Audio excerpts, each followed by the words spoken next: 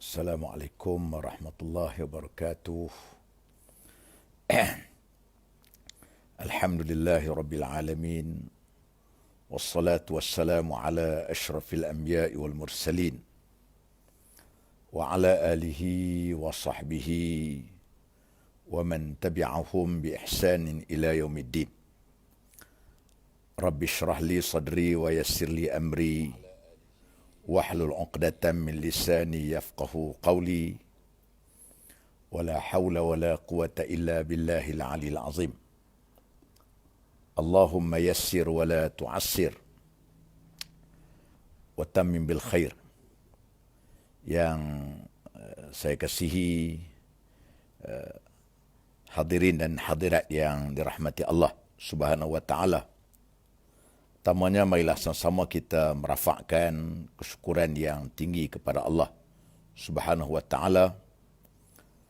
Semoga Allah Subhanahu wa taala memberikan kepada kita kekuatan untuk kita berada di dalam satu majlis ilmu yang diberkati oleh Allah Subhanahu wa taala, dan kita pula masih lagi berada di dalam bulan Ramadan, bulan Syawal, yang baru saja kita telah pun menunaikan ibadah puasa selama sebulan Ramadan yang lalu. Dan tadi telah diumumkan oleh Perdana Menteri kita untuk ada sedikit kelonggaran bersyarat PKP bersyarat yang ada sikit di ujungnya ialah pemulihan. Dan kita syukur kepada Allah kerana ini adalah merupakan dengan izin Allah Subhanahu wa taala, dengan keberkatan yang masih ramai lagi dari kalangan orang-orang yang saleh yang berada di dalam negara ini, serta doa-doa daripada khuffaz, anak-anak kita yang tak berdosa, yang masih kecil, yang menjadi penghafal Al-Quran. Masih banyak lagi pondok-pondok ataupun tuan-tuan guru kita yang telah pun menjadikan kita di antara negara yang dapat mengatasi masalah COVID-19, selain daripada usaha gigih yang dilakukan oleh mereka yang berada di barisan hadapan, yang telah pun memberikan kepada kita tentang satu tanggungjawab yang cukup besar, dan pengorbanan yang diberikan oleh mereka itu cukup besar. Alhamdulillah. Ini kita merafakkan syukur kepada Allah Ta'ala banyak-banyak sangat. Kerana semuanya itu ialah merupakan satu daripada keizinan Allah Subhanahu Wa Ta'ala semua. Jadi tuan-tuan yang saya kasih sekalian, insyaAllah sebelum kita mulakan, kita minta supaya tuan-tuan semua dapat klik untuk share dengan kawan-kawan kita yang lain, supaya ianya akan dapat memberikan manfaat yang berguna juga kepada kawan-kawan kita yang lain. Semoga ini juga merupakan salah satu daripada usaha dakwah yang kita boleh lakukan, kebaikan untuk bersama-sama kita dapat memberikan yang cukup bermakna kepada orang panggil untuk kita dapat memberikan satu daripada kerja-kerja dakwah kita yang dapat menyebarkan Islam kepada orang lain. Ini salah satu daripada cara yang diajar, yang ditunjuk oleh Nabi kita Muhammad sallallahu alaihi wasallam, man dalla 'alal khairi kafa'ili. Siapa yang boleh menunjukkan jalan yang kebaikan, maka dia akan dapat pahala seperti mana orang-orang yang melakukannya. InsyaAllah dengan kita klik satu butang share kita itu, kalau malam ni orang tuntun sikit sebanyak, mereka memperoleh ilmu yang kita bincang pada malam ini dan kebaikan-kebaikan yang kita bincang pada malam ini, insya-Allah sama-sama kita akan peroleh pahala sebab dia mengetahui, dia memahami, dia beramal, maka kita juga akan dapat pahala. Inilah sebenarnya Allah Ta'ala itu Maha Pengasih dan Maha Penyayang kepada hamba-Nya sebenarnya. Dia agak mudah untuk kita ni nak buat kebaikan kepada Allah Subhanahu Wa Ta'ala itu cukup mudah. Jadi insya-Allah tuan-tuan yang saya kasih sekalian, malam ni kita menyambung dalam siri kuliah kita yang lalu membincangkan tentang berkenaan dengan ada hikmahnya di sana tentang musibah ataupun ujian yang menimpa kepada setiap hamba-Nya. Kebetulan musibah yang menimpa kepada kita ini ialah iaitu musibah COVID-19. Jadi sebab itu antaranya yang kita telah bincang dulu sebanyak 3 perkara. Yang pertama, rahsia daripada ujian yang Allah Ta'ala timpa kepada hamba-Nya.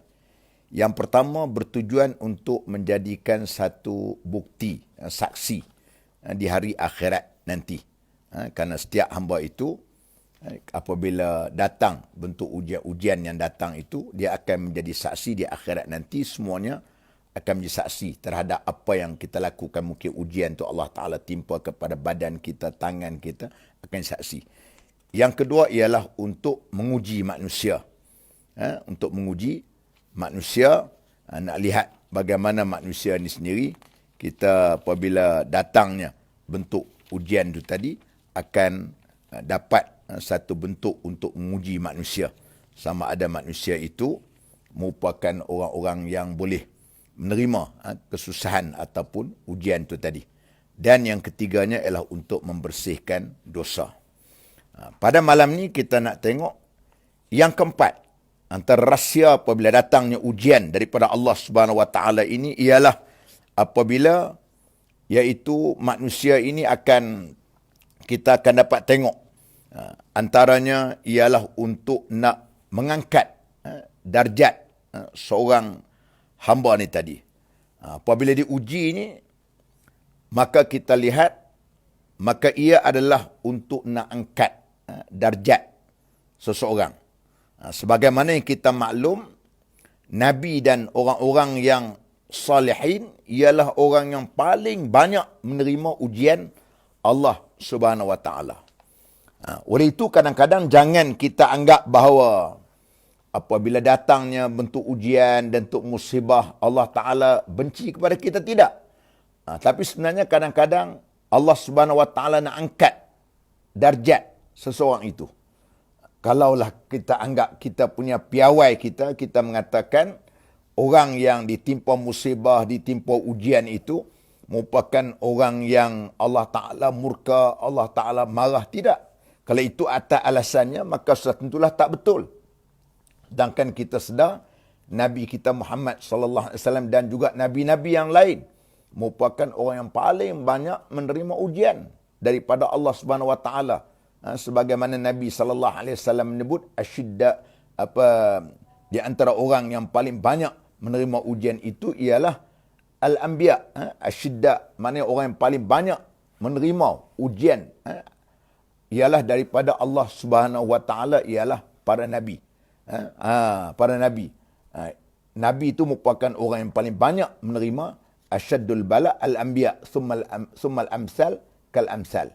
Orang yang paling banyak menerima ujian itu ialah yang datangnya, yang menimpa kepada para Nabi dan juga orang-orang yang mengikut jalan-jalannya.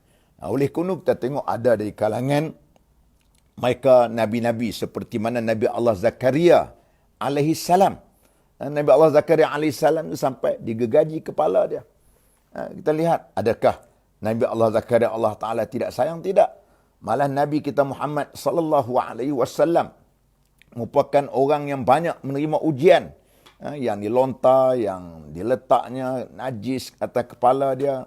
Yang kita tengok juga bagaimana Nabi sallallahu alaihi wasallam yang diletak duri depan rumah dia sehingga kan ada ancaman, akhirnya ada ancaman untuk orang nak bunuh Nabi. Itu ialah merupakan satu perkara yang kita dapat lihat untuk Allah Ta'ala nak angkat ataupun nak uji seorang itu. Dan mereka yang diuji ini pula, mereka itu apabila mereka sabar, maka tingkatlah darjat yang ada kepada mereka. Apabila dapat ujian itu, mereka sabar. Sebagaimana Allah Subhanahu Wa Taala menyebut dalam Al-Quran, ya ayyuhalladzina amanu sabiru wasabiru warabitu wattaqullah. Bagaimana Allah Ta'ala menyebut, wahai orang-orang yang beriman, Allah Ta'ala kata. Allah Ta'ala kata, naklah kamu sabar, naklah kamu jadi orang yang sabar dan teguhkan pendirian kamu. Jadi kita tengok bagaimana itu adalah merupakan seruan yang Allah Ta'ala beri apabila tujuan dia untuk nak angkat darjat seseorang itu apabila dia diuji oleh Allah Subhanahu Wa Ta'ala. Syarat dia mesti sabar. Kalau dia marah dengan Allah Ta'ala, dia kata, ini apalah, Allah Ta'ala ni kena kepada aku ni orang baik, tiba-tiba pasal apa pula aku ni ditimpa dengan bala, ditimpa dengan bencana. Itu satu perkara yang silap. Maka kita dapat dua. Satu dapat dosa, yang kedua pula kita mendapat ujian di atas dunia ni, tiba-tiba kita tidak boleh memperolehi pahala. Dia tahu Allah Ta'ala nak uji. Nak uji. Itu adalah sebagaimana Allah Subhanahu Wa Ta'ala menyebut di dalam hadis kursi dia. Nabi SAW menyampaikan kepada kita hadis kursi, riwayatkan daripada Anas radhiyallahu anhu, katanya, aku mendengar Nabi SAW, kata Anas bin Malik. Anas ibn Malik radhiyallahu anhu qala, sami'tu an-nabiy sallallahu alaihi wasallam yaqul, inna Allah ta'ala qala iza btalaitu 'abdi bihabibatayhi fasabara awattuhu minhuma al-jannah, atau kama qala. Hadis yang riwayatkan daripada Sahih Bukhari. Maksud dia ialah daripada Anas bin Malik. Allah Subhanahu Wa Ta'ala telah berfirman, apabila diuji hambaku dengan kehilangan dua matanya, lalu ia bersabar, maka ia digantikan keduanya dengan syurga. Itu di Allah Ta'ala memberitahu kepada kita di dalam hadis kursi, diuji. Izab talaitu abdi bihabibataihi. Dia maknanya mungkin Allah Subhanahu Wa Ta'ala butakan mata dekat, na'udzubillah lah. Maknanya diuji dalam bentuk macam tu. Pasabara awattuhu minhumal jannah. Dia sabar, maka Allah Subhanahu Wa Ta'ala akan gantikan kepada dia dengan balasan syurga. Itu yang Allah Subhanahu Wa Ta'ala sebut di dalam hadis kursi berkenaan dengan dua biji mata. Begitulah kita boleh kiaskan bagaimana di dalam bentuk-bentuk ujian-ujian yang Allah Subhanahu Wa Ta'ala berikan, kenakan kepada kita, syarat dia pasabara. Awattuhu, maknanya Allah Ta'ala akan gantikan kepadanya itu ialah syurga, balasan syurga. Ini nak menunjukkan tentang tujuan Allah Ta'ala kenakan ujian kepada kita ialah untuk nak angkat darjat seseorang. Apabila ujian ni tidak ada, maka orang itu dia tak boleh untuk mendabik dada. Yang dia itu merupakan orang yang kuat dari segi, kita katakan dia adalah merupakan orang yang kuat iman dia sebagai, tidak boleh. Kerana kita tak boleh nak challenge lah apa yang kena kepada Nabi kita Muhammad sallallahu alaihi wasallam dan juga rasul-rasul yang terdahulu yang begitu teruk ujian-ujian yang menimpa kepada mereka. Tapi mereka sabar terhadap ujian yang menimpa kepada mereka tadi. Jadi oleh itu apabila ujian yang kena yang keempatnya ialah untuk nak mengangkat darjat seseorang itu apabila diterimanya ujian kepada dia. Jadi kita bukanlah macam saya sebut dalam kuliah-kuliah lalu, kita tidak minta untuk Allah Ta'ala uji kita. Kerana Nabi marah. Wala tatamannaw liqa'al adu fa idza laqitum fathbutu. Kamu jangan bercita-cita untuk nak minta supaya kamu itu bertemu dengan musuh. Diuji kita untuk bertemu dengan musuh. Sebagian tidak. Tapi bila bertemu, minta tidak. Tapi bila bertemu, kita sabar dan kita hadap. Kita sabat, kita istiqamah untuk bertarung, untuk berlawan itu. Itu yang dikatakan sebagai apa yang kita kata untuk nak angkat darjat seorang apabila Allah Subhanahu Wa Taala mengenakan ujian terhadap kita. Ini satu perkara yang boleh kita ambil bagaimana kelebihan daripada apa yang kita belajar dalam kuliah ini, nak menunjukkan tentang apabila datang ujian itu tujuan dia untuk nak angkat darjat seseorang. Ya macam kita kata ni lah, macam pepatah Cina kata apa, emas tu apabila dia emas yang begitu berkualiti, apabila emas yang dipanaskan dengan api yang panas, itulah emas yang paling berkualiti. Maksud dia orang yang menerima ujian yang banyak itu adalah dan dia sabar terhadap ujian yang menimpa kepadanya, maka itu adalah merupakan orang yang berkualiti di sisi Allah Subhanahu Wa Taala. Itu yang keempat. Yang kelima pada malam ni kita bincang ialah sebagai peringatan dan amaran daripada Allah Subhanahu Wa Taala ketika berlaku kecuaian.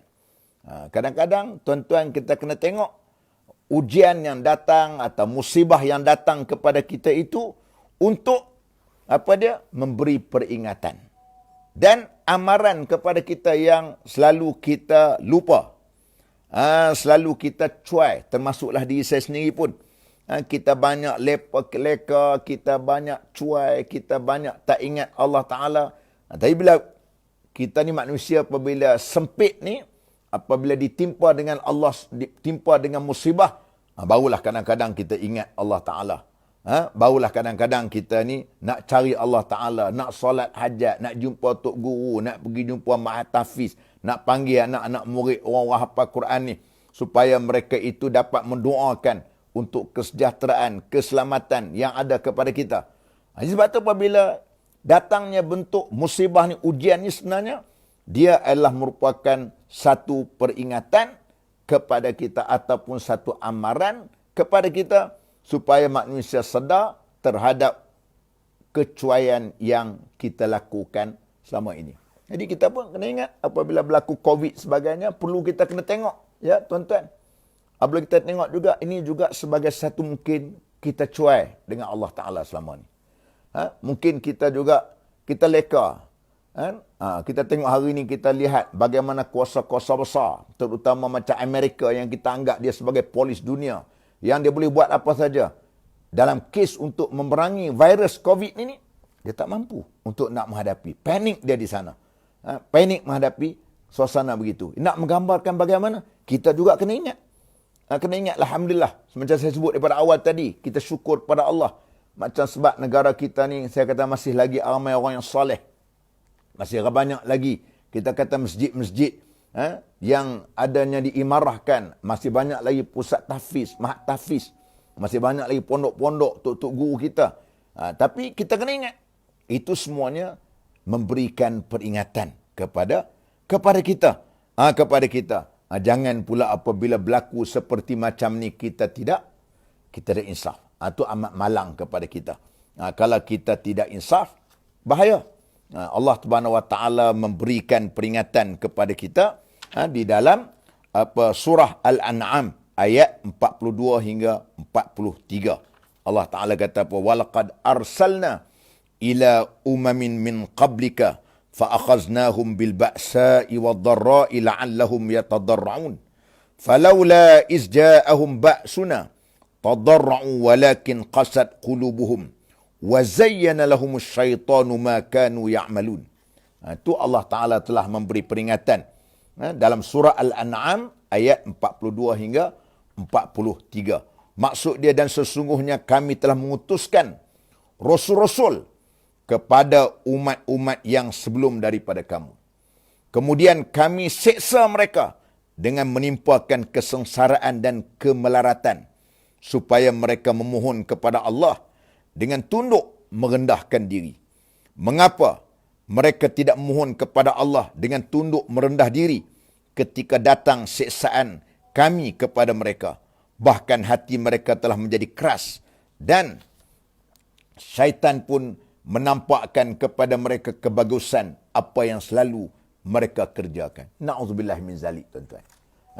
Sebab tu, kita apabila datangnya satu bala, satu musibah, kita kena anggap apa? Kita kena anggap ini amaran daripada Allah. Kita kena anggap apa? Ini merupakan satu peringatan daripada Allah Subhanahu Wa Taala.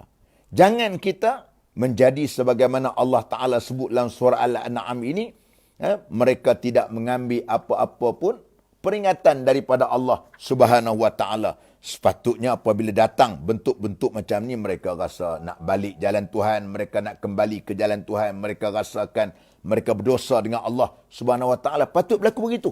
Kita pun sama, Alhamdulillah, kita harapkan kita tergolong dari kalangan orang yang macam tu.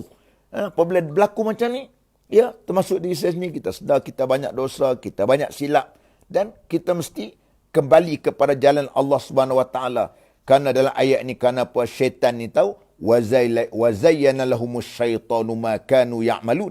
Kerana syaitan itu yang telah pun menampakkan kepada mereka kebagusan apa yang mereka kerjakan. Ini yang paling bahaya. Apabila kita ni datang satu musibah, kita rasa apa, tak ada kisah, itu benda, ini benda biasa saja, fenomena biasa, yang tidak pun orang panggil terlekat langsung dalam hati kita, menganggap bahawa Allah ini bala Tuhan, ya Allah ini datangnya musibah, ya Allah ini mungkin daripada dosaku, ya Allah mungkin daripada dosa anak isteriku, ya Allah mungkin dosa daripada keluargaku, ya Allah mungkin dosa daripada ahli kampung keluargaku, ya Allah. Sepatutnya aku begitu. Sebab apa? Sebab dia tak kata macam tu, kerana syaitan itu telah pun menghiaskan. Syaitan kata tak, syaitan mencantikkan daripada dia. Syaitan kata, tak ada apa ni, ini benda-benda biasa, ini small matter saja, ini benda-benda yang buat ni benda biasa saja, tak kisah. Ini yang kita bimbang pasal apa yang Allah Taala sebut ujung, wa zayyana lahumus syaitanu ma kanu ya'malun. Kerana syaitan itu menghiasi apa kerja-kerja yang mereka lakukan. Ini yang paling kita takut. Tapi apabila berlaku satu musibah, satu ujian, kita anggap ini datang daripada Allah Subhanahu Wa Taala. Mungkin Allah Taala nak muhasabah kita, Allah Taala nak kafarah kita. Alhamdulillah. Tapi apabila kita tak jadi macam tu, kita telah pun mengikut apa yang syaitan sebut, ini bahaya. Ini mendatangkan satu perkara yang amat bahaya dan perkara yang tak sepatut berlaku begitu. Sepatutnya kita ni menjadi orang yang insaf terhadap kerja buat yang kita lakukan. Memang benar Allah Ta'ala telah menimpakan siksaan kepada mereka dengan kesengsaraan, kemelaratan, kerana mereka telah lalai daripada memohon doa kepada Allah Ta'ala. Maka mereka tidak memahami rahsia daripada ujian itu dan tidak tunduk untuk merendahkan diri. Sepatutnya kita berdoa kepada Allah. Alhamdulillah, macam kita kan, kita berdoa lalu yang selalu kita nak baca ketika terutama datangnya COVID ni, Allahumma inna na'udzubika minal bala wal waba wal ghala wal fitan ma zahara minha wa ma batan. Yang kita minta, Allahumma inna na'udzubika minal baras wal junun wal juzam wa min sayyi'il asqam. Mana kita minta Allah Ta'ala jauhkan daripada penyakit-penyakit seperti mana sopak, penyakit kusta, penyakit dan segala penyakit yang berjangkit. Yang kita minta, ni kita berdoa. Sebab tu kita rasa insaf dan kita rasa takut terhadap apa yang kita lakukan ini yang menyebabkan Allah Ta'ala murka, Allah Ta'ala hantar bala kepada kita. Ini semua ni kita kena kembali kepada jalan Allah Subhanahu Wa Ta'ala. Jangan sama sekali kita duduk rasakan apa yang kita buat tadi, kita terikut-ikut dengan gelagat-gelagat ataupun langkah syaitan. Sebagaimana sebut tadi, وَزَيَّنَ لَهُمُ الشَّيْطَانِ. Bagaimana Allah Ta'ala bagaimana syaitan itu telah menghiasi kepada kamu terhadap apa yang kamu kerjakan. Itu kita tak nak, tuan-tuan, ya. Dan yang keenam pada malam ni, kita tengok bagaimana apa yang akibat daripada bala yang datang, musibah yang datang, ujian yang datang kepada kita itu, apa tujuan dia? Kebinasaan adalah sebagai balasan seksa terhadap mereka yang telah diberi peringatan. Ni yang tujuan Allah Ta'ala, hikmah. Datang bala ni pasal apa? Nak memberikan satu bentuk, apa dia? Ujian, seksaan terhadap mereka yang telah diberi peringatan, tetapi mereka itu tidak mengubah sikap hidup mereka. Mereka terus berada di gelombang dosa. Na'udzubillahi min zalik. Kita jangan menjadi macam ni. Tapi, sebab tu kita katakan, apabila satu bentuk ujian, satu bentuk musibah sebagai datang kepada kita ni sebenarnya, tuan-tuan semua, sebab apa? Sebab untuk kalau bagi orang yang tak beriman, ia adalah merupakan satu muqaddimah azab kepada dia. Bagi orang yang tak beriman. Tapi bagi orang yang beriman, ianya adalah merupakan satu perkara kafarah. Ataupun Allah Ta'ala nak meringankan besok azab dia di hari akhirat nanti. Tapi bagi mereka ini, sebab mereka itu melakukan perbuatan-perbuatan, malahan mereka tidak mengambil iktibar apa yang berlaku itu adalah merupakan satu azab kepada mereka. Sebagaimana Allah Ta'ala sebut dalam ayatnya, dalam surah Yunus ayat 13. وَلَقَدْ أَهْلَكْنَا الْقُرُونَ مِنْ قَبْلِكُمْ لَمَّا ظَلَمُوا وَجَاءَتْهُمْ رُسُلُهُمْ بِالْبَيِّنَاتِ وَمَا كَانُوا لِيُؤْمِنُوا كَذَلِكَ نَجْزِي الْقَوْمَ الْمُجْرِمِينَ, kata Allah. Dan sesungguhnya kami telah membinasakan umat-umat yang sebelum kamu ketika mereka berbuat kezaliman, padahal rasul-rasul mereka telah datang kepada mereka dengan membawa keterangan-keterangan yang nyata, tetapi mereka sekali-kali tidak hendak beriman. Demikianlah kami memberi pembalasan kepada orang-orang yang berbuat dosa. Buat dosa. Kita, tuan-tuan, umat Nabi Muhammad sallallahu alaihi wasallam ini, ujian yang datang kepada kita, dia tak datang macam umat-umat yang sebelum dulu. Macam umat Nabi Nuh, kita tengok Allah Ta'ala ranak habis. Satu generasi, satu sebagainya habis. Sebagainya kaum Nabi Lut, Allah Ta'ala lipatkan bumi. Kita ni, Allah Ta'ala beri sikit-sikit sebagainya. Itu untuk apa? Untuk sebagai peringatan kepada kita. Jangan kita dah anggap kita tak ambil iktibar. Jangan kita dah rasakan tak ada benda yang kita nak rasakan untuk nak mengambil pengajaran. Macam ayat ini Allah Subhanahu Wa Ta'ala sebut, mereka tak ada rasa tu, tak ada untuk nak mengambil pengajaran, iktibar daripada apa yang mereka berlakukan.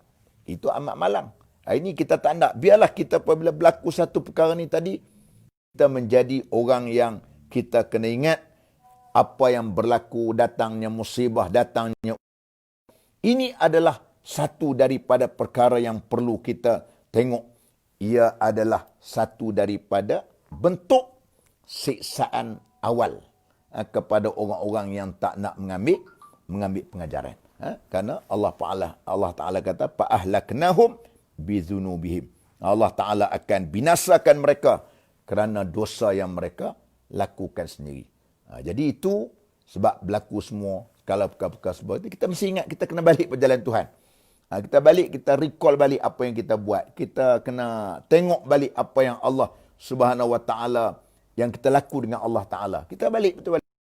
Kita istighfar, kena jalan untuk istighfar,